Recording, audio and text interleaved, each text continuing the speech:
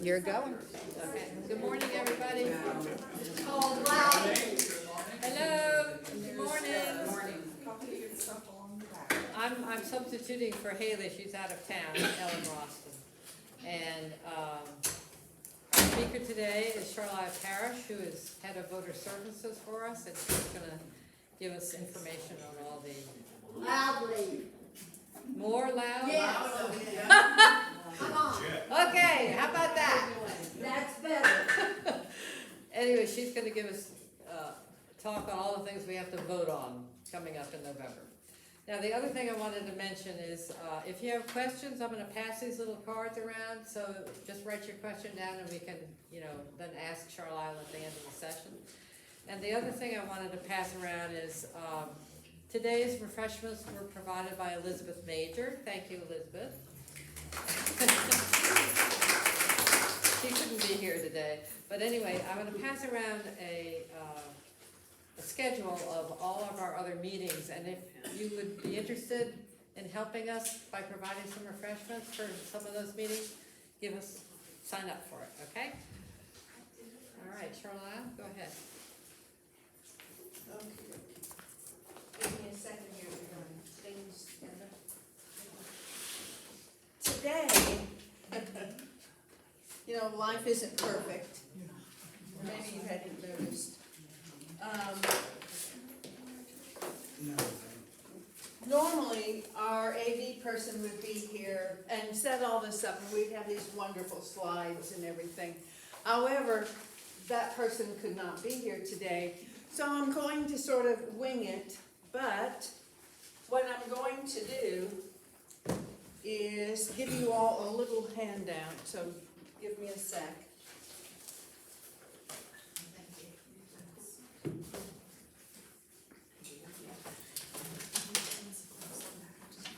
Now, I just found out this morning that they weren't going to be here, so what I have done is make only 10 copies of these slides, so they will have to be shared. And if you wanted to take notes, then we have these 3x5 cards. You can even take notes on those, or I have more 3x5 cards. And what I want to do, Joe's going to, have we started this yet? Yes. Okay, so I have to stand back here because it's being taped. Okay, so what I want to do is, normally we have you write questions, and we answer them at the end. But I think that it's better in this situation is after we go through the slides and the discussion, if you'll kindly raise your hand and let me do my best. Now, I'm not an expert by any stretch, but I will share with you the information that I do have. And sometimes what we find in the audience is other people who also know information. So if I say something that needs to be clarified and we have somebody else in the audience here today that can do that for us, yay, that would be most helpful. So I have only 10 copies, so you're going to have to pass them out and share. I don't know how, and I would have made more, but I was running out of ink. So we're going to go. Now, the slide presentation, this has already been given twice, once in Gulf Breeze and once here with another group. And the slide presentation is made by the state office. And State office of? League of Women Voters of Florida. They're down in Orlando. They have a committee, and they put together these slides, obviously kind of for the public. But there are several things in here that, I'm going to skip through because as league members, we know much of some of the information. So if you'll pass those around, so at least maybe one per row or something like that, so that it can be shared. Do we have any for over on this side? Good. And maybe so. And don't forget to sign up if you can for the refreshments for the rest of our year. Now, the name of the slide presentation is called Decision 2022. And our emphasis is on the 3 amendments, but I want to give you some more information beyond that.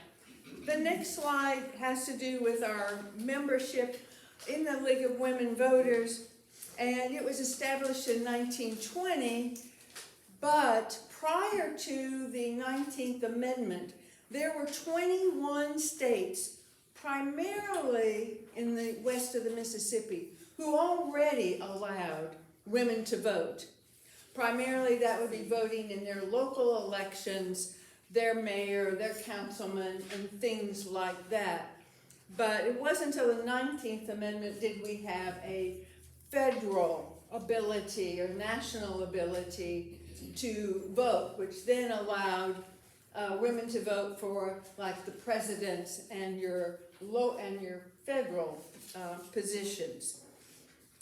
In Florida, we have 29 league chapters, and about 20% of our national membership is are men.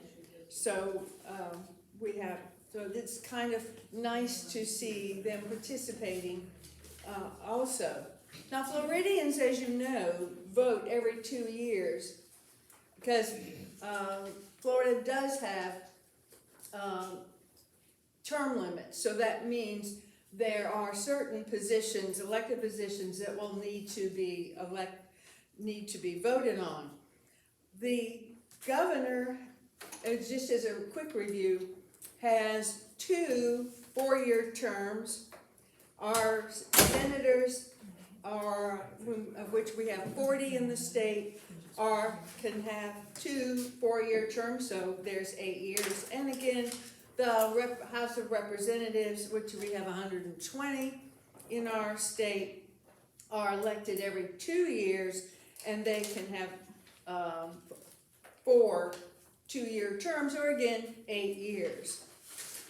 Now, the legislature meets in the even numbers. It begins in January, goes for 60 days, and in the odd number, the same. And this year, in 2023, it will start and go from March the 7th through May the 5th.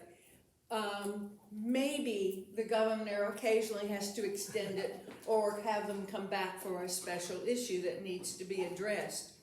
Now, there is what we hear that there's a potential of an initiative or a proposal to go on which would be in our 2024 ballot, whereby the legislature and its initiative 22-11, that the legislature meets now 60, it would say that it would increase it from 60 to 300.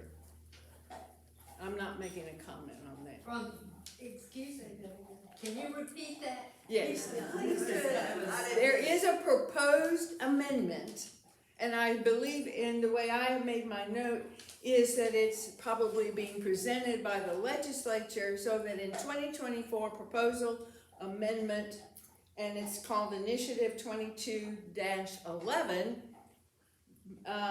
it would increase the legislation time, which is 60 days, to 300. Now just think about that.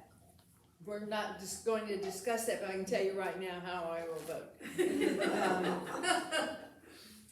Now, the Florida Constitution, like the national Constitution, has amendments. Things change, things need to be reordered maybe.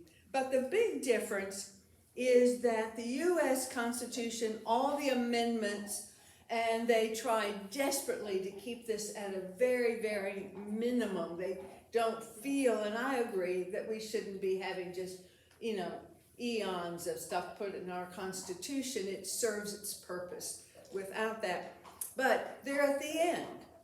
So if you look at the Constitution, you'll see the main Constitution, the Articles of, what do I want to say, federations, I want to say. And then they are just numbered, which is, I think the last number is now 27. But in Florida, the Florida Constitution, any new amendments is embedded in the Constitution. So it's not at the end. It's not that I can go back and find out where amendment, 26 is or something. It's all embedded within the text of the Constitution, and so the wording of the amendment is added to the text and replaces anything that maybe it was replacing or an addition. So each one of these amendments we're going to talk about has a place that it's going to be put into the Constitution. And we, the voters, if they get into the Constitution, it will take 60% of the voters approving yay to get into our Constitution. Now, what will be on your ballot? Many of you may already have received your ballot, or you may have gotten a where's my copy of it. Well, it's sitting here somewhere. Oh well.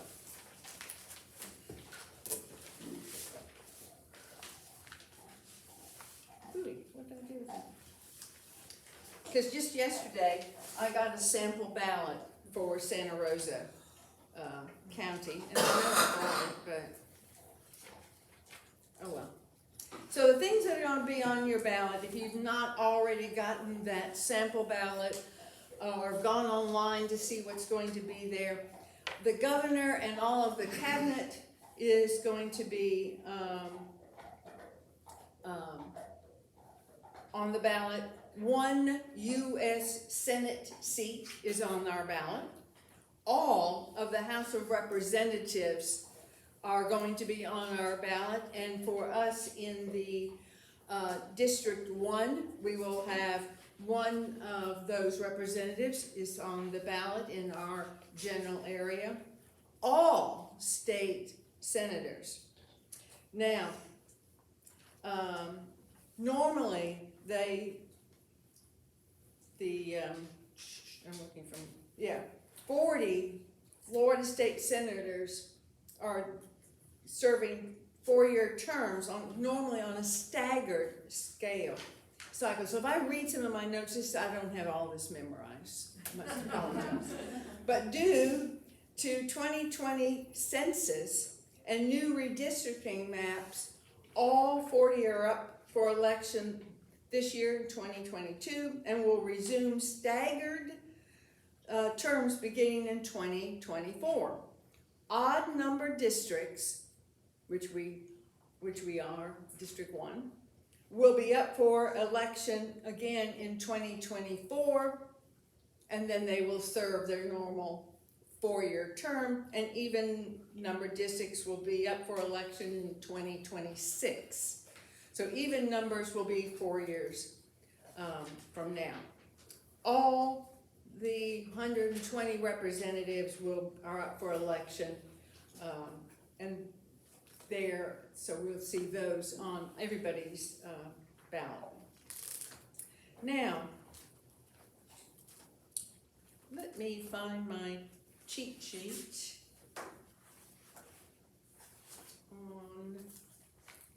okay. Next, we have a slide all about the retaining our judges. Now, we have the slide only includes the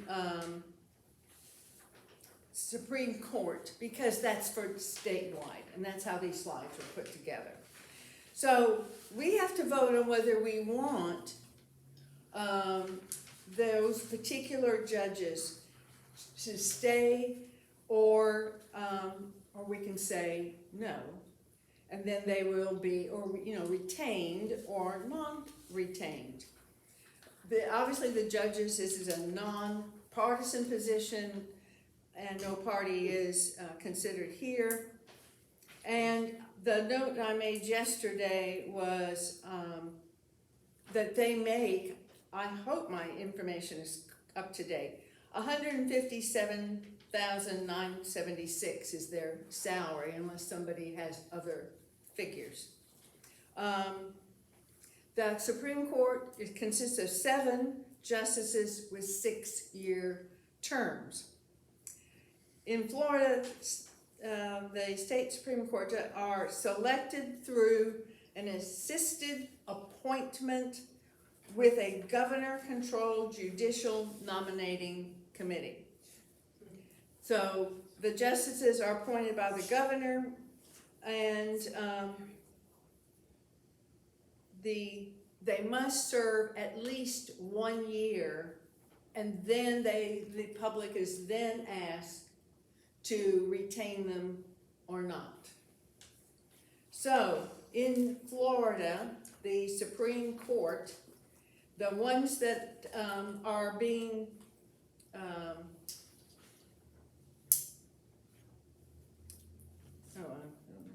There are 5. there are 5. I was looking at my cheat sheet and I'm wondering why I only had 4 highlighted. Okay. So there's Ricky Polson. He was appointed by Charlie Crist. Charles Kennedy, he was appointed by Charlie Crist. We have George La Barca, and that was by Charlie Crist. And then we have John Curo, appointed by our Governor DeSantis, as well as Grosshans. If I've screwed up those names, please forgive me. And that was also appointed by DeSantis. So,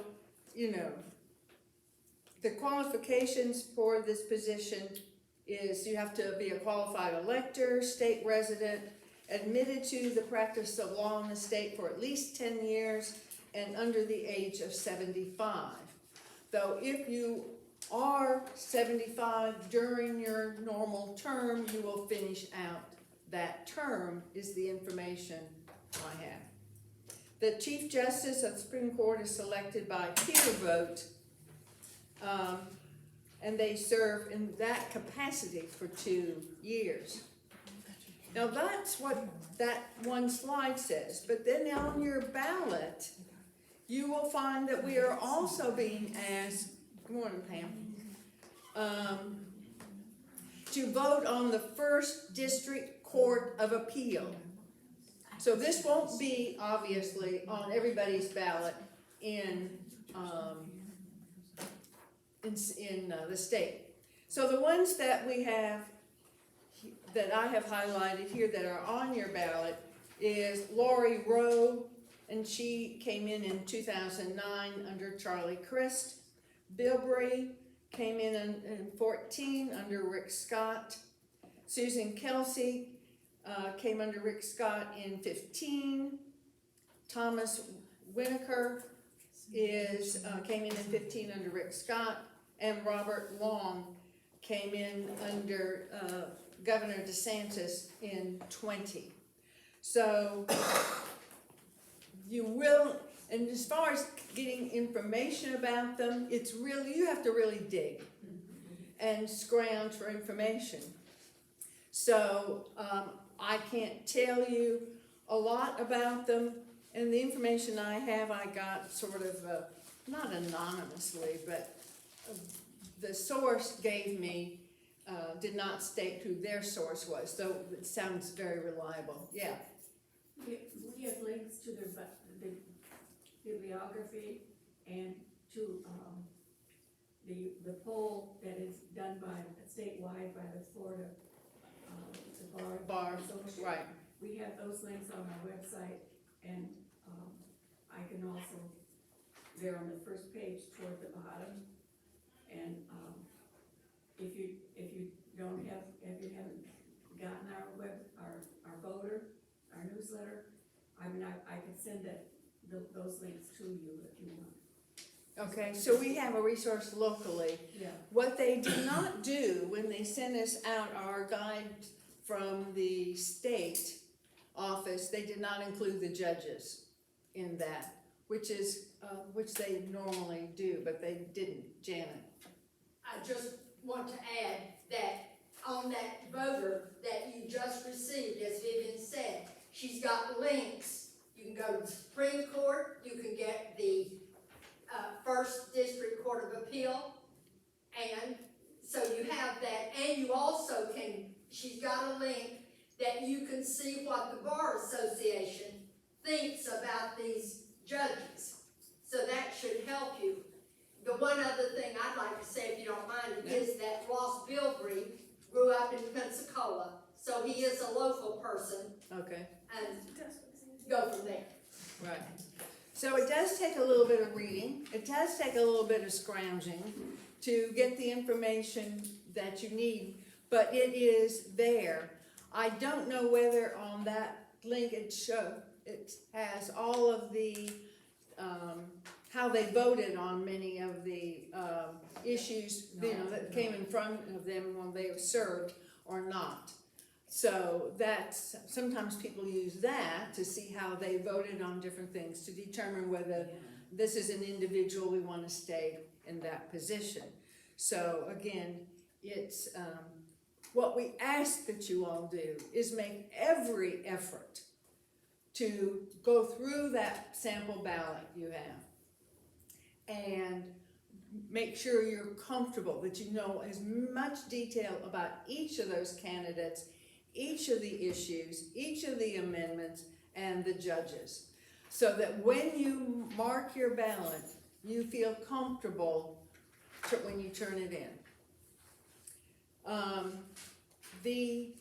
Now the amendments, there are 5 sources or groups that can submit an amendment to be then placed on the ballot for you and I to determine whether we want this amendment, this information, put into or embedded into the text of our current state constitution. Yeah. When it's embedded, is it clear that it was an amendment, or just put the wording put in there where they want to put it, or where they intend to put it? That is an excellent question. So when you said they're not at the end, it sounds like there might be no way to search for it unless you read the original amendment, and you have to figure out where it is in the Constitution. As far as I know, I think what your statement is correct. Do we have anybody who knows more about the Constitution than I, Okay. Because I've tried to find a particular item, and if it wasn't that somebody else had searched it, I would have been it's not impossible, it's just that it takes time and diligence to find out where it is, because I'm pretty sure it doesn't say specifically, an Amendment 3 in 2010, and here it is. I don't think so. I think the basic text of it is there. Charlyle, can we put questions that are asked today and not answered, and their answer on our website, and just ask people, give us a link, and then check our website for answers, and we can check them out? We probably can do that. We do that, so if you'll just go to our website, the homepage, give us a week, Haley will be back, and we can get the See if we answer. can get some of those answers for you, because I don't have an answer. Pam? I just wish there was a way that we could emphasize the importance of keeping the Constitution as clean as possible and not incorporating all of these. Sounds good to a certain group of people, but it should not be in our Constitution. Well, and I will totally support that. And I believe, in general, I think the league supports that also. especially the league, is very supportive of the fact that they don't want anything added to the Constitution that has to do with money, taxes, budgets, and such. That stays out. That's what the legislature is there for, is to do that for us through regular legal, laws and such. So the first source of an amendment could be the legislature. And the three that we are asked to vote on in November, on your current ballot, is been all proposed by the legislature. There isn't any other group that has proposed one. So there's three. The other is a citizens initiative. That means we, the people, gather together, and groups frequently will meet together and come up with a particular issue that we feel we need to add to the to our Constitution. But what you're going to find, and one is that when you do a citizens initiative, it takes beaucoup money and volunteers going out and soliciting the Signatures for the yeah, what am I want to call the signature sheet? Petition. What? Petition, thank you. So that's very, very costly, and there's a big fancy formula about how many they have to have, how many then go to the supervisor of election to get approved for that the signatures are valid, because you have to be a registered voter. So it costs the group money to get these SOEs to do that research for you. So it's very costly, takes lots of time, lots of volunteers, so it's not easy. Whereas all the legislature has to do, come up with whatever they want, has to be voted by 60% in both the Senate and the House of Representatives, and it's on our ballot. Whereas we have to have certain verbiage, the citizens one, and it has to go through the Supreme Court to make sure that it is written in language that is understood. So it's a lot more complicated. Maureen? Are you saying that when it goes through the legislature, they don't have to go through the Supreme Court? That's what I'm They saying. can put gobbledygook language in there? Yeah.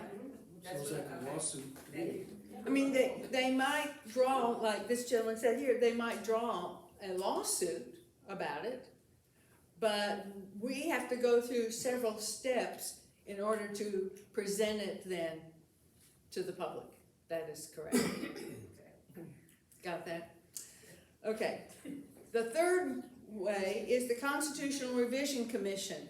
It meets every 20 years since 1967, I think is the date. And its job is to review what's in the Constitution, see if some things need to be pulled out or redone, or they, as a body of 37 people that are appointed by the current legislature, can propose whatever amendment. Again, they don't have to go to the Supreme Court for their verbiage. And the big thing that they can get, first of all, there are no rules for this committee.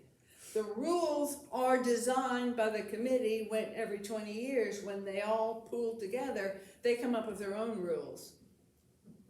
And one of the big things that people are really, really upset about was that there was at least one, or maybe it's just one or two, where if you read the text, it's included more than one issue.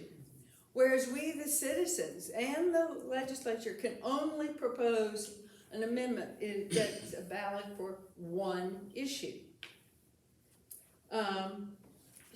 The other one is Taxation and Budget Reform Commission. Again, it meets every 20 years, and its purpose is to have an amendment that only addresses issues related to taxation and the budgetary process. The last is the Constitutional Convention, and that is called by the citizens, and I am not aware that we've ever had one, that I'm aware of, but it gives 5 methods of getting that on the ballot. Now, the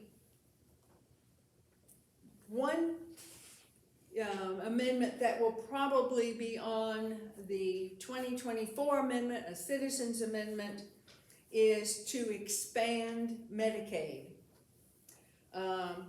We are one of the few who have not expanded Medicaid to our lowest low-income residents in our state.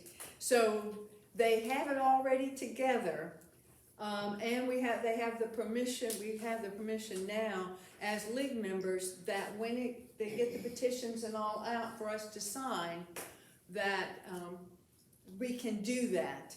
And we have to have it all submitted, completely done, ready to go, zip, by February of 2024. So for sure that's one amendment, good possibility. Now, one thing I want to remind you, and please remind your friends, that if you are approached to sign this petition to do that in the fact that you sign it doesn't say whether you support it or not. Or all you're doing is saying, yes, I give permission that this amendment be put on the ballot for all the residents in the state to vote on. So I think a lot of people are hesitant. Oh no, I can't support that. We're not asking you to support it. We're asking just for the ability to be put on the ballot. Okay, so let's go to Amendment 1. It was proposed by the Florida legislature, and it is, we're asking for the fact that if you we've already have an amendment on there that if you improved your property to minimize the effects of wind, then if you've improved your home for that, you cannot have extra taxes just because you have improved your home. You know, now if you add improve your home, you put, hurricane windows or put a porch on the back or an extra room, that improves your home, and therefore it could be assessed for a higher rate and more taxes that you pay. But in this situation, we voted that if people did that for wind, then you didn't get any extra assessment based on what you did for the wind. Doesn't make any difference if you put a new room on the house. It's just for wind mitigation. Well, it actually says flood damage. No. That's talking what about the what new one is. What I'm trying to say is we already have on the books one for wind. And we did that, Amendment 3, in 2008. So, okay, now we're coming back. And the legislature is saying, hey, we want you now to not penalize people who do things to mitigate the flooding. So, some of the items that they say are possibilities is things like elevating structures, filling in basements, waterproofing, as well as improvements to allow for stormwater runoff, waterproofing installing check valves capable of preventing water backup, and elevating furnaces, heaters, electrical panels, and so forth. Maybe even elevating your air conditioning system. So you have that. But it only applies to homeowners. So that's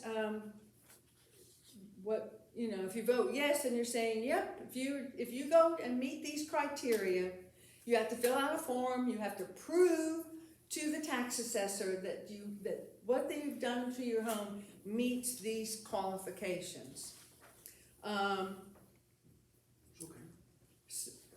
So there was, what is interesting is here. I think this is, looking for the one section.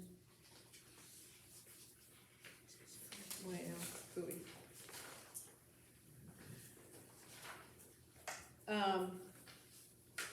And if we pass it, then it will go into effect on January 1, 2023.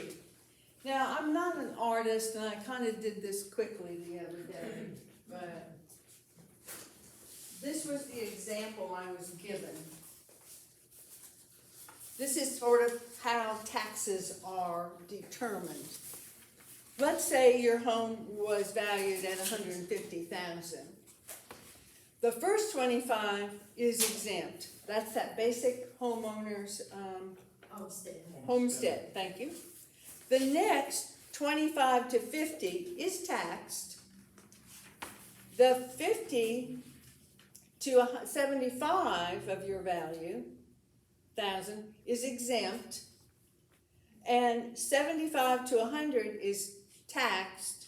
And in this situation, anything from 100,000 to 150,000 would be exempt. And then anything after that is just you get taxed your regular millage rate.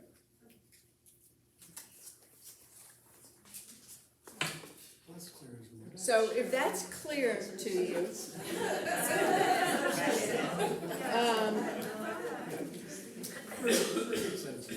so obviously the League of Women Voters has not taken a position on this because it has to do with taxes and money and so forth. So from that standpoint, they don't want it added to the Constitution. Because once it's in there, you have to have another amendment to pull it out. Or to, to repeal it. So, I'm not telling you how to vote on this, but, okay. So, that's what the League's position is maybe it has some merit to encourage more people to get their homes. You know, we already have wind out there that they can do things for that. Now we're adding flood, and we're encouraging people to have homes that can prevent that. Because every time, their house, the wind does, takes their roof off, maybe they should have had a new roof. Maybe if they could do a few things to mitigate how much flooding they get, maybe that would be helpful. Yes? Do you have the figures for the taxes that would not will not be paid if this passes? No. I'm looking at my basic resource. It was in the Miami or the Orlando. Well, you sent it to me, didn't you? Yeah. Well, I know. So it's probably here in my cheat sheet.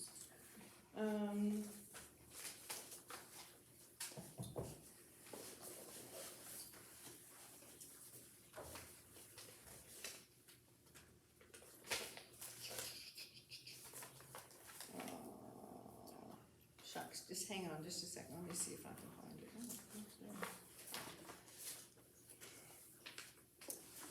Just a minute.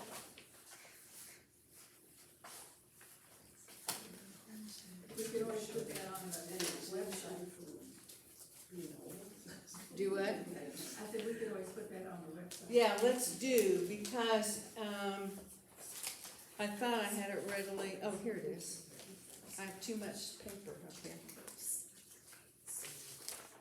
On the Amendment 1, through the Orlando newspaper, it indicates that in 2021, Senate staff analysis said the amendment would reduce local government property tax revenues by $5.8 million during fiscal 23-24, with the amount growing to $25 million annually. Now, if I'm interpreting this correct, it's statewide. But those are, because I could not get any information specific to Escambia or Santa Rosa County. But we will lose some. When you lose tax bases, then maybe you don't have enough for just putting good stop signs out or improving the roads or whatever. So when we allow that to reduce our tax base, then our government has to find other ways and methods to, or not do a project. So, so that you have to consider that in making your decision. Does anybody have any other further? Just a comment on Yes. the tax base. We Yeah. have an influx of retirees from other places that is causing our population to bloom, frequently along the coastlines and those places susceptible to flooding, because they are not aware of the dangers of flooding in this state. And they know we are a low tax state with no income tax. Right. And so the people voting on this that now live here are gonna think this sounds wonderful.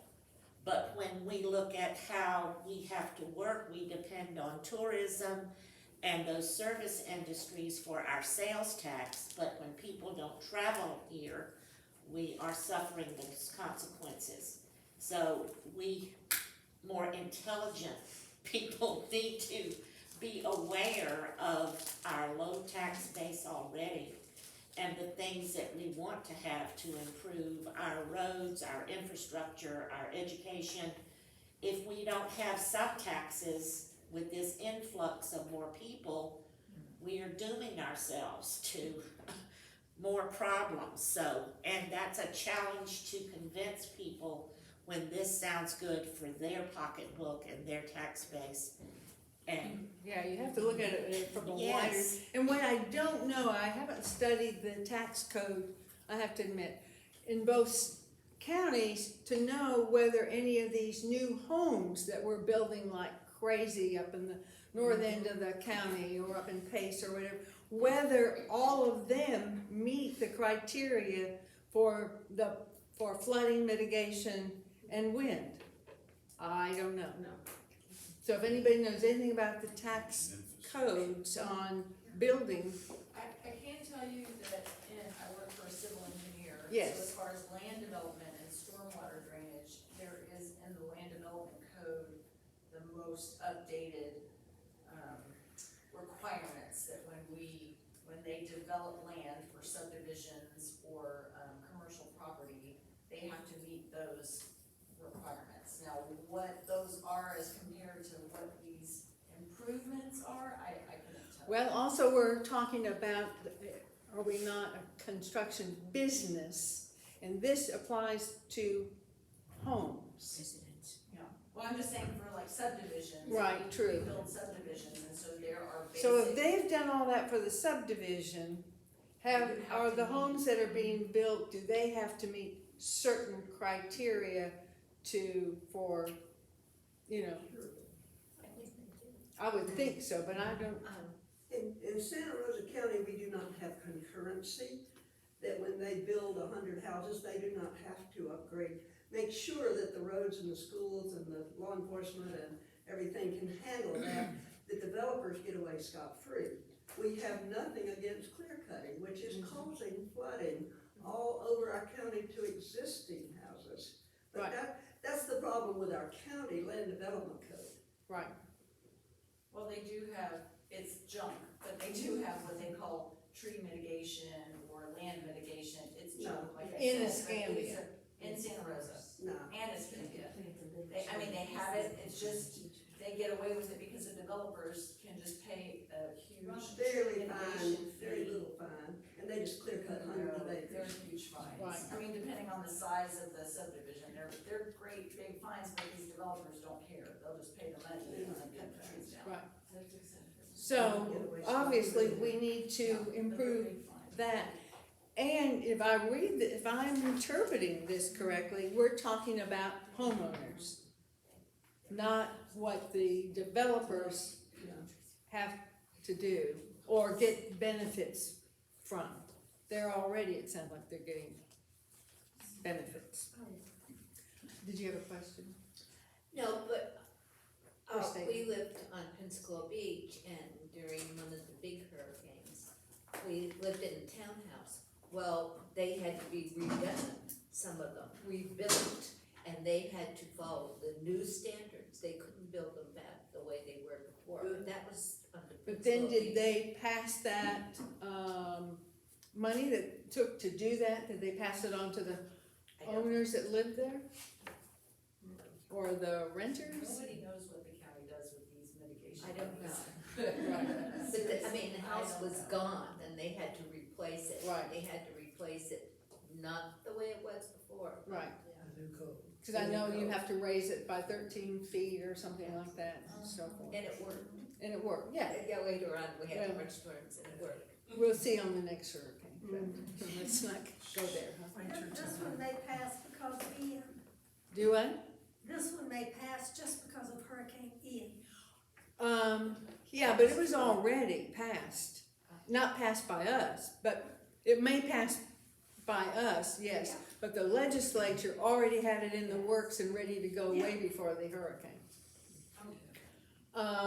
Now, Amendment 2, here we're asking the public to abolish the State Constitutional Revision Commission. Remember, that's one of the 5 ways. So if we say, yes, abolish it, then it brings it down to 4 ways that you can get amendments on. And then it'll end up really being, in practical purposes, the only 2 ways you can get it on is through a citizens initiative or the legislature. Remember, this was the source of this amendment is the legislature. Now, what they're saying, and we already mentioned that they only meet every 20 years, and everybody on that commission has been appointed. The governor, there's a total of 37 folks from all over the state. The governor appoints 15. The the president of the Senate appoints 9, Speaker of the House appoints 9, and then the Chief Justice of the Supreme Court appoints 3. That's how you get the 37. So you can, I'm supposed to be nonpartisan, but what happens is whatever party is in control is going to be the one who puts the people on the commission, right? So, But it still gives you more diversity anyway. well, it does give you some, yeah. So the position of the League of Women Voters is a resounding no. Is it a perfect system? Absolutely not. But their philosophy, and I agree with them, that our Constitution does need to be reviewed periodically. But what we definitely are going to be supporting is it's how it functions be revised. For instance, instead of them having full control and saying, these are the rules this year, and the next time it meets is in 37, and there's no rule that says they can't bundle stuff and so forth and so on. So there's no real checks and balances in this. It doesn't have to go to the Supreme Court to say yay or nay, and so forth. So the League is taking a position is, yes, it has validity and should be utilized, but with revisions in how it's done and what the policies or procedures are for this and how they operate. So it's up to then us to say, yes, we want to eliminate it. Remember when your yes vote is. Your yes vote is, yes, I want to eliminate it. No means I want it to stay, and then I'll work to see that it's modified and functional. So that's Amendment 2. So Amendment 1 has to do with cutting back on some taxes for improving for flood. Amendment 2 is the Constitutional Revision Commission, getting rid of that, and a yes says yes, I want it to go away. No means I want it to stay, and in the back of my mind, but we want to work towards getting it functional and revise how it functions before 2037. Yep. You said on Amendment 1 that it was proposed by the state legislature? Yeah, yes. Did they pass a bill to that same effect Yeah. first? Yeah, the Senate and the House of Representatives each passed a bill supporting that amendment by 60%. Once both of them voted at 60%, then could be put on the ballot. No, what I'm asking is, rather than put it on the ballot for a constitutional amendment, the legislature has the right to pass laws. Could that law have been just put into effect Of by course. Senate? Nancy, you hit the nail on the head. So where did you do that? I didn't believe in it. You know, that's exactly why we elect our legislators, is to legislate and give us the bills and write up the rules in our state. Not to put them, not complicate it by putting it in the Constitution. So, you're totally right. I didn't need to be up here. She said it all right That way, now. if they passed it and they found out that it took away too much revenue from counties or the state, they could pass another law to restrict it or to modify it. Right, and when we get into, I'll show you how that works in the Amendment 3. Because again, it's also been proposed by the legislature. So this is what now this one is saying is a new homestead exemption up to $50,000 for certain public service employees. The public service employees that own a home will get an extra tax base if you meet the criteria that you are a classroom teacher, and it's my understanding from what I've read that's K through 12. Law enforcement, correctional officers, firefighters, EMTs, paramedics, child welfare service professionals, active duty members of the United States Armed Forces, and members of the Florida National Guard. And who's responsible for figuring out who quit that job? That who does what? You know, someone gets the $50,000 and then they quit being a teacher, for Right, example. now, as I understand it, the way it's going to work is that they will have to reapply every year. They have criteria, and you have to reapply, submit it to your local tax people, and so forth. Yeah.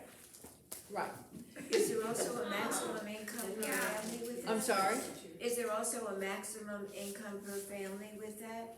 not that I'm aware Okay, as there are on certain other of, right. current No. amendments? So if you said yes, then we're saying these people will get an additional $50,000 tax break every year. And what is really interesting is that a couple things. They've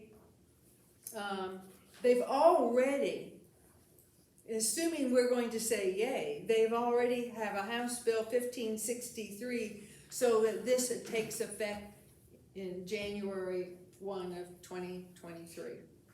So they are assuming that we're going to do that.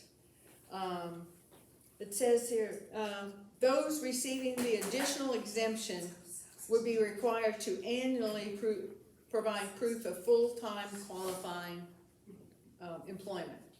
So to maintain that. For civil service. And, let me get to the right,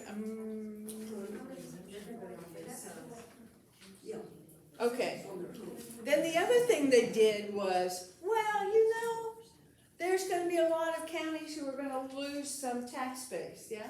Yeah, I was just gonna ask, did anybody estimate how much it would cost? Yeah.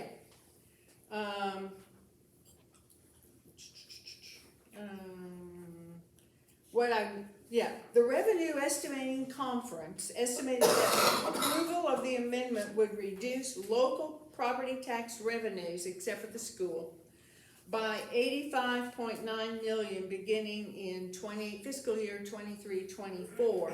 Now, again, that's a statewide figure, but then the legislature, wanting to be kind to some of our more rural, lower income counties, have designated, I think it's 27 counties that the state is going to reimburse for whatever they would have lost. And Escambia, Santa Rosa, Okaloosa, and Walton are not on the list. But if you'd like to see the And where is the list, state I have gonna the get list. that money to reimburse them from?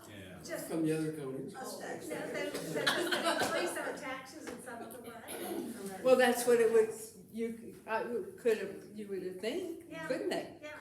And why don't, speaking of teachers, Mm-hmm. why don't they just take us from like 48th or 49th compared to the national average, instead of giving them a little bonus when they think they deserve it, and increase their pay to bring But see, them up? that's my philosophy, is that there is other ways to make sure that these vital public servants, then my husband is throwing out, well, what about those crossing guards that are out there in the traffic? Are they not going to get it?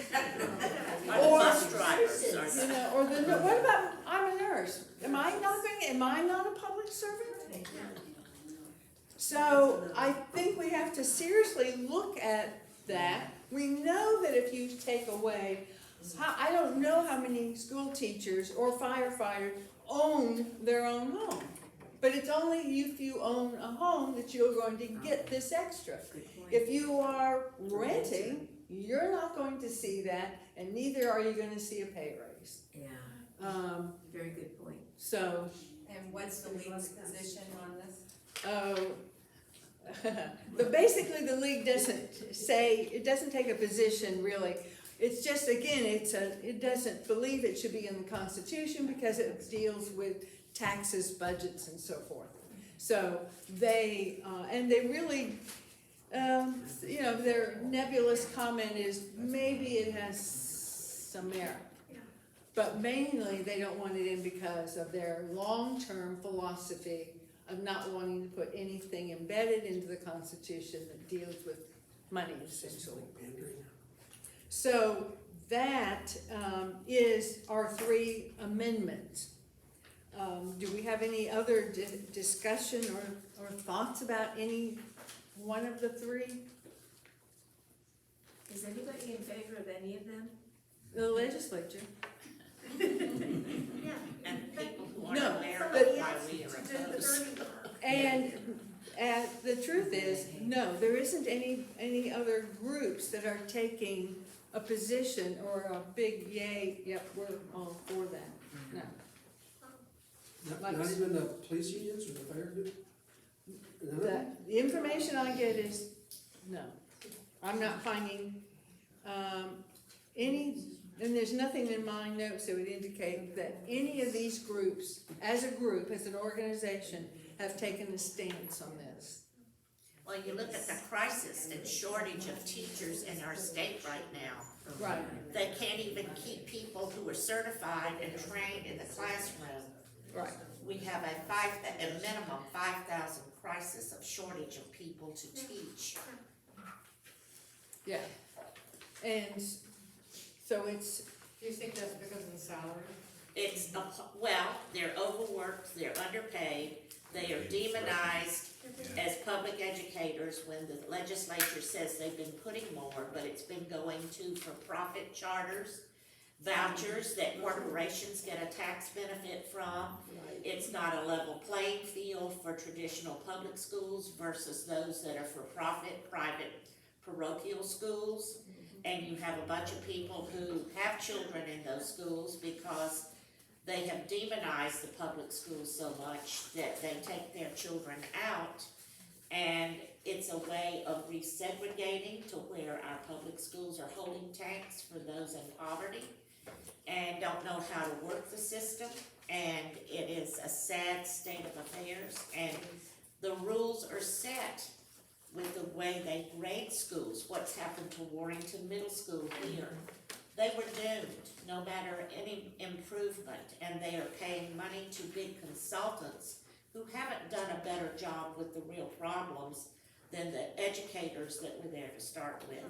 So educators are made to be scapegoats for society's problems. We are like 48th or 49th in the country for the state comparison to the national average for teachers.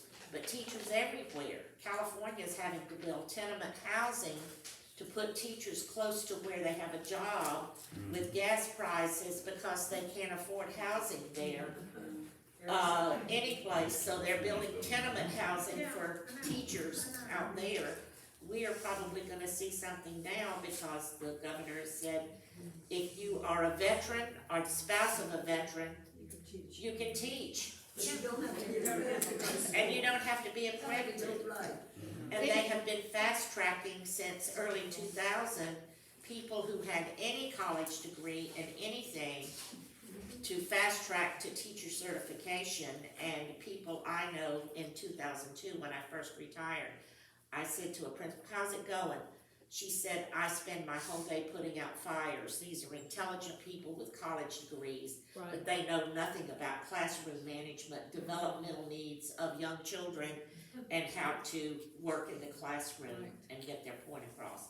So it's getting even worse with the crisis that we have right now. Yeah, do they even have to have a high school education now? I don't know if he says they're But in addition to these amendments, you will also notice on your ballot in both counties, for instance, there's a county referendum for Escambia County. There are five city referendum for you all to vote for in the city of Pensacola. In Santa Rosa County, there's one for Milton, one for Navarre, and two for the city of Milton.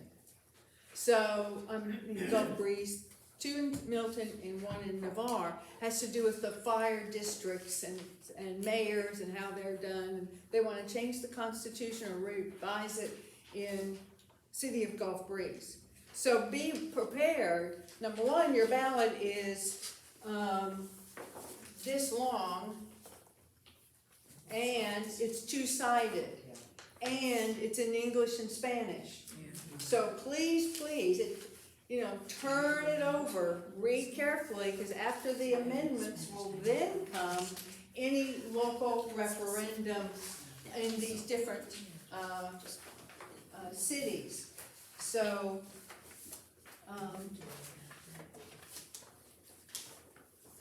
when I was looking for it, I thought I read, Milton,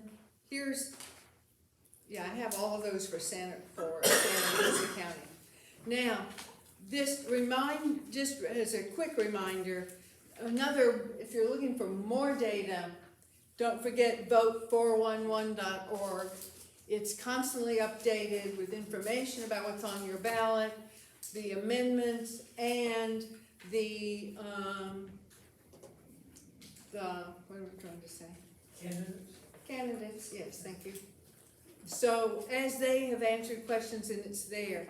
Now, 3 ways to vote is another one of the slides, and there are 3 ways: by mail, early voting, and vote at the precinct.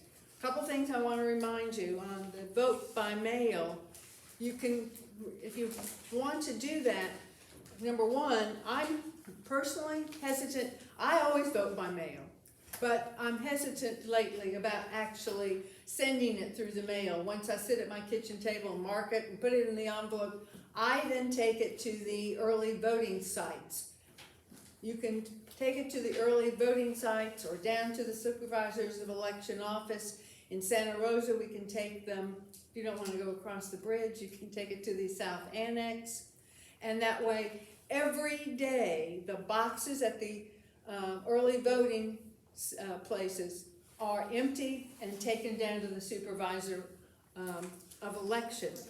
And then people say, but I just don't trust that. Well, one of the things is that you can track it.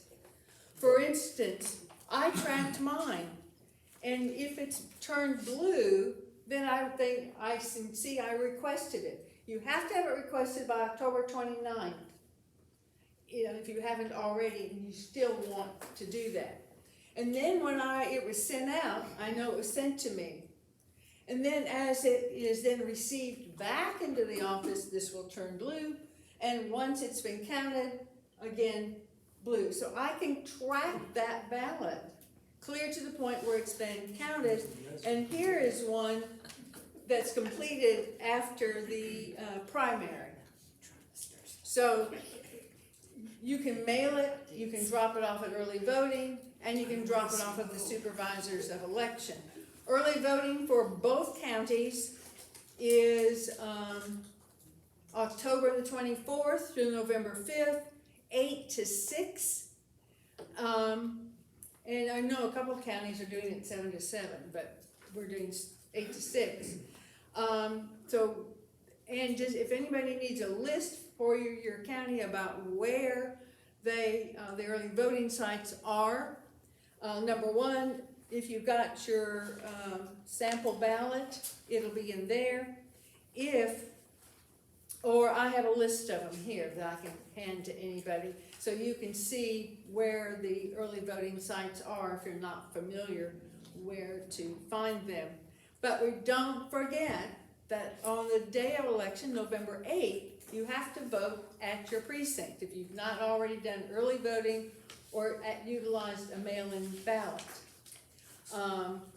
But what happens, like in Santa Rosa, and I'm sure it happens in Escambia too, during early voting, there's one early voting site that I frequently work at.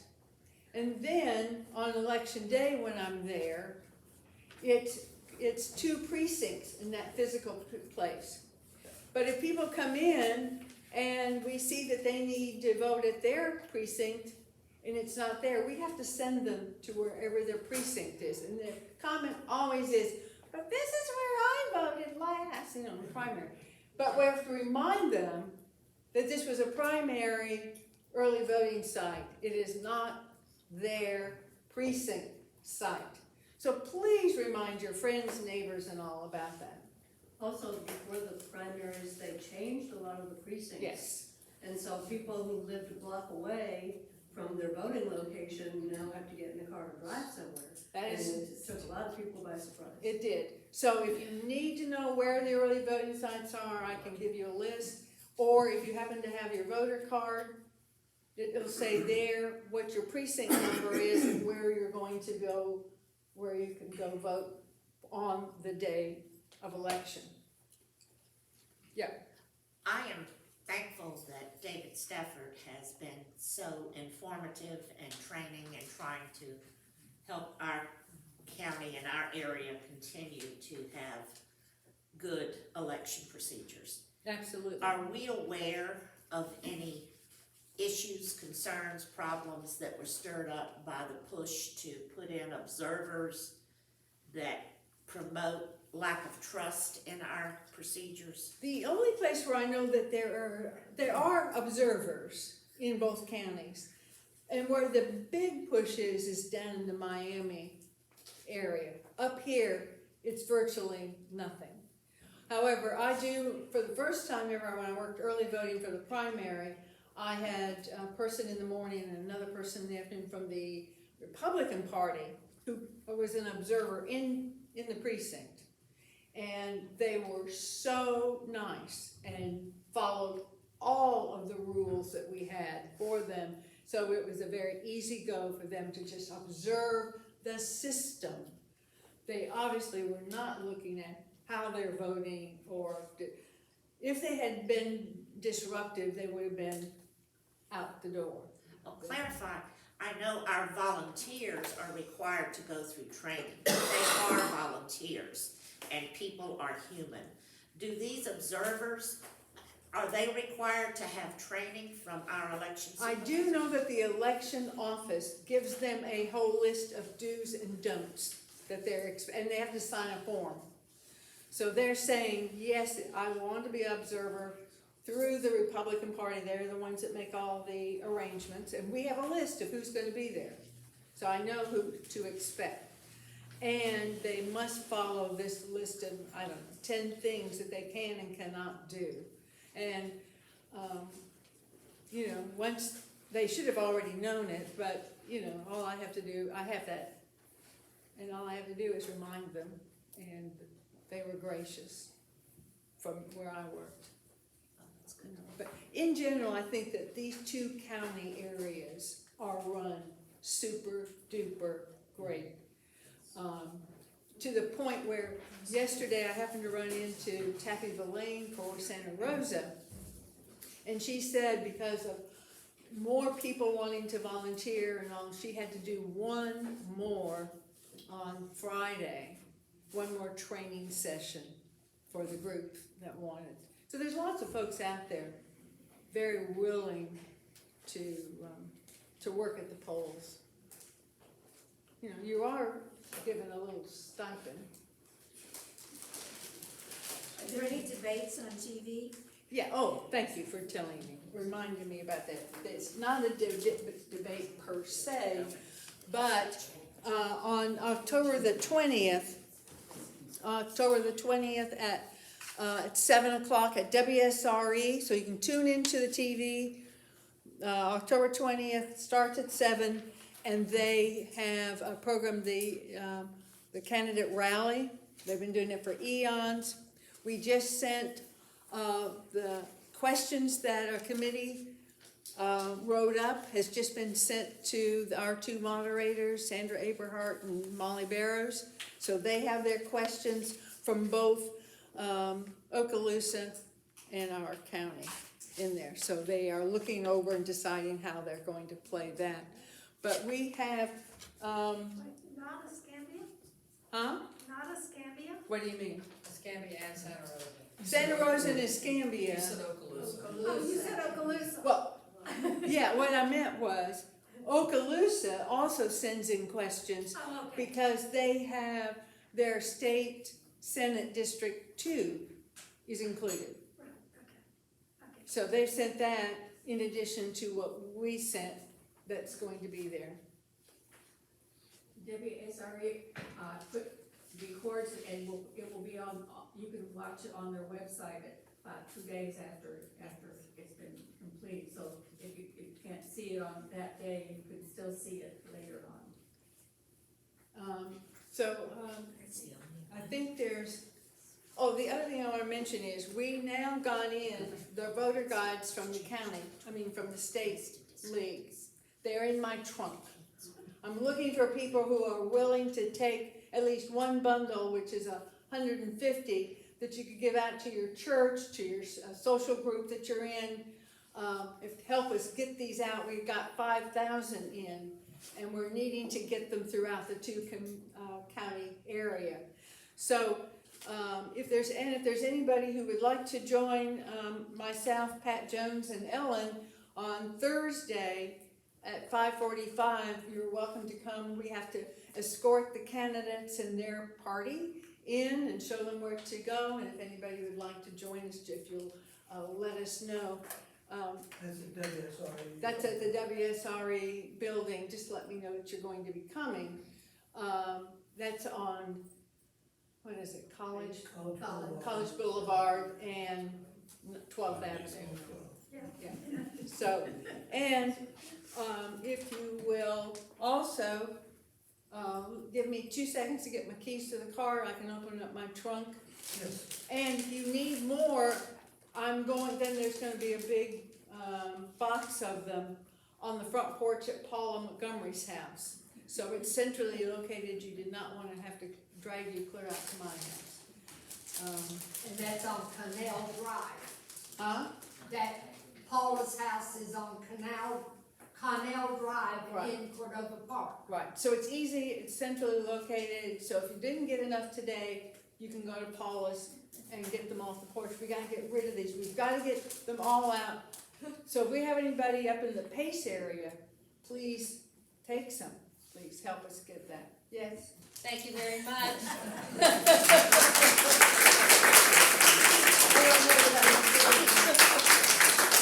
But I will absolutely enjoy that. Once I had one somebody gave me, and it bloomed for like a couple of years, and it hasn't bloomed in a while. So, a fresh bloom